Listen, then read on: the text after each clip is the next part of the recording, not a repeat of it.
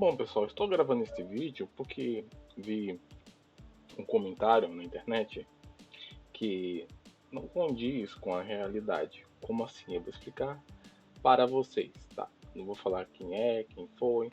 Até tirei um print do comentário, mas eu não quis colocar nem mesmo o nome de usuário, nem mesmo a foto da pessoa nesse print, tá? Só printei somente o comentário, beleza? Para podermos debater sobre esse assunto aqui e explicar de vocês de maneira correta.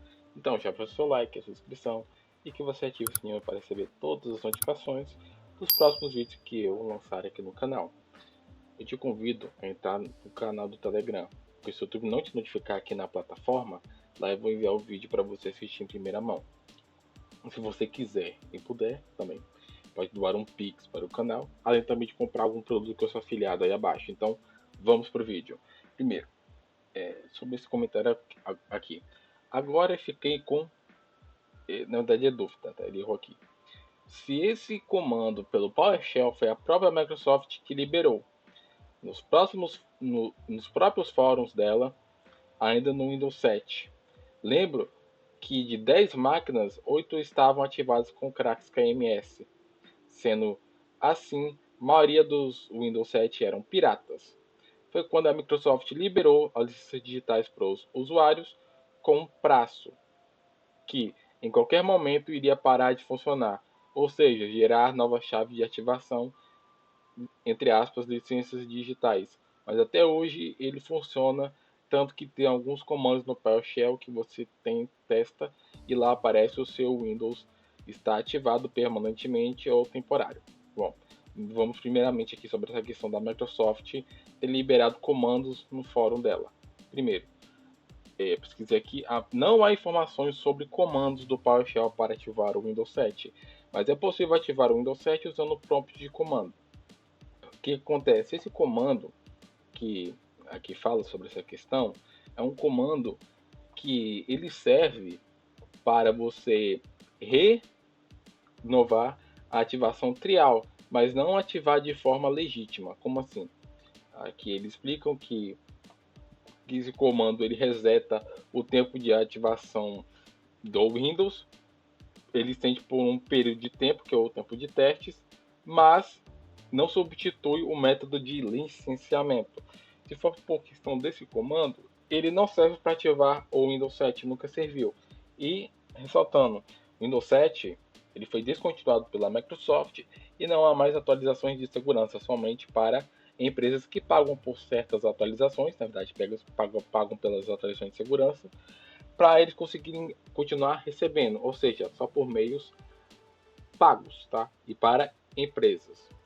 Outra questão também é que a ativação do Windows 7 não pode ser mais feita, pois a Microsoft desativou os servidores de ativação do Windows 7, ou seja, quem está ativando o Windows 7 hoje em dia deve estar usando algum tipo de crack aí, tá? Para isso. E outra, sobre a questão de KMS, eu pedi para ele me explicar o que é KMS para falar para vocês. É uma ferramenta da Microsoft que permite ativar o Windows em vários computadores de uma empresa. Ou seja, o KMS, que é o Serviço de Gerenciamento de Chaves, ele só serve para ativar para empresas e não para usuário doméstico. Muitos ativadores, seja scripts ou até mesmo programas, eles usam o método KMS, só que esse método não é para usuário comum, usuário doméstico, é para empresas, entendeu? E esses scripts ou cracks, eles se conectam a um servidor não autorizado, ou seja, você não sabe se realmente aquele servidor que está sendo usado remotamente é um servidor confiável. Isso abre até mesmo um backdoor no seu Windows, fazendo assim que a pessoa que tem esse servidor lá, que fez essa ativação, esse crack, ele possa até mesmo acessar o seu computador remotamente sem você saber. Porque, como eu falei, ele abre uma porta para ele entrar no seu computador, ok? E você deu essa permissão ao craquear o Windows. Ou seja, não existe comando e nunca existiu comando para ativar o Windows 7 nos fóruns da Microsoft. E o comando em questão, esse aqui, ele serve justamente somente para você estender o prazo de licenciamento trial, ou seja, de testes. E sobre a questão do KMS, o KMS é um método usado em empresas e não para usuário doméstico. O usuário doméstico que usa essa forma de licenciamento, com certeza ele está usando uma forma ilegal, tá?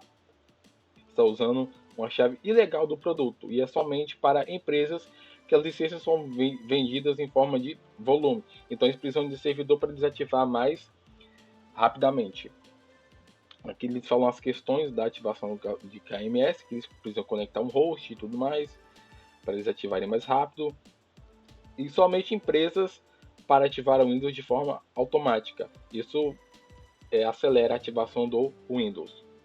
Entendeu? Então o KMS não é para usuário doméstico e muito menos, como eu falei, nunca existiu comando da Microsoft, a Microsoft ensinando como ativar o Windows 7 por CMD. Isso não existe. É ativação ilegal via KMS.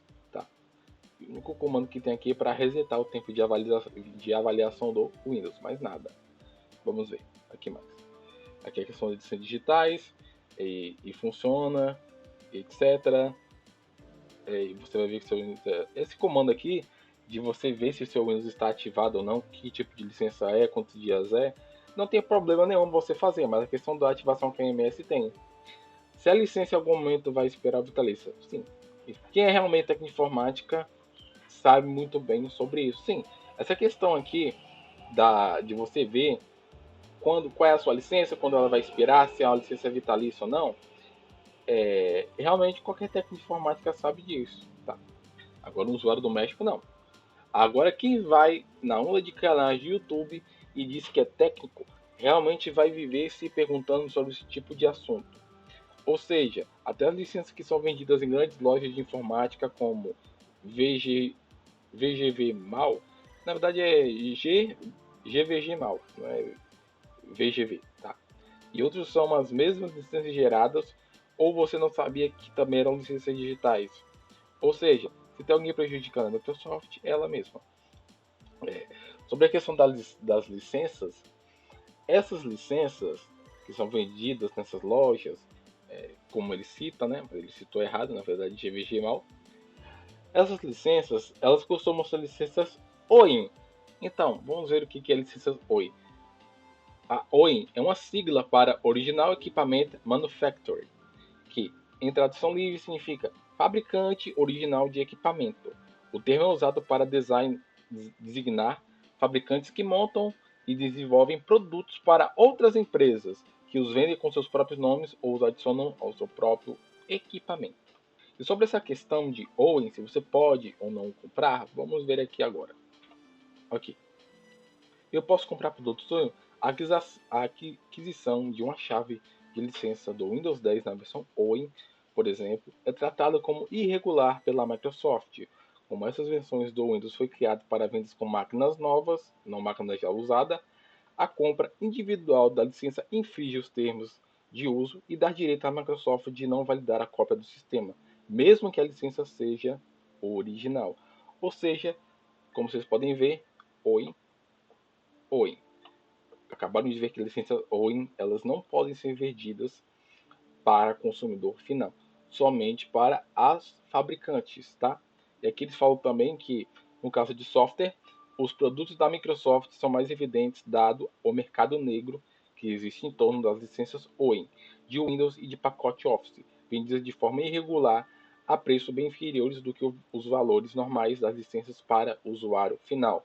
Uma licença OEM do Windows 11 Home Single Language, ele custa R$ 700. Eu falo isso porque se você for apressar um notebook com Linux ou com Windows, você vai ver que a diferença é de R$ 700, que é o valor de uma licença OEM que a fabricante pagou para a Microsoft para ela poder colocar no seu notebook, entendeu? Que ela vai vender para o comércio. Então, licenças OEM não são originais, tá? Para consumidor final. Existem as licenças COEM, COEM na verdade, ou COEM, que são as licenças que podem ser vendidas para consumidor, e elas são as licenças OEM, só que licenciadas e sem irregularidade para a venda. Ou seja, licenças OEM não podem ser vendidas por exemplo, para o usuário doméstico. Não podem ser vendidas por usuário doméstico e é isso, tá? Essas versões OEM dessas licenças, as licenças OEM elas são destinadas para os fabricantes de hardware, entendeu? São destinadas para ela. Se você não é fabricante, então você não pode comprar licenças OEM. E a venda delas para o mercado, para o consumidor, é ilegal, pois existem as OEM que são licenças válidas para isso.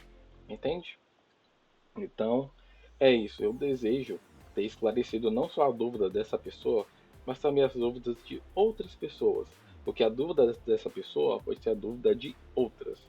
Ou seja, vocês já entenderam, licenças OEM não podem ser compradas e se estão vendendo de forma irregular, pois não existe licença OEM para usuário doméstico, somente para as fabricantes. E é isso. Eu espero que esse vídeo tenha sido informativo e tenha agregado algum valor a você. E nos vemos em um próximo vídeo.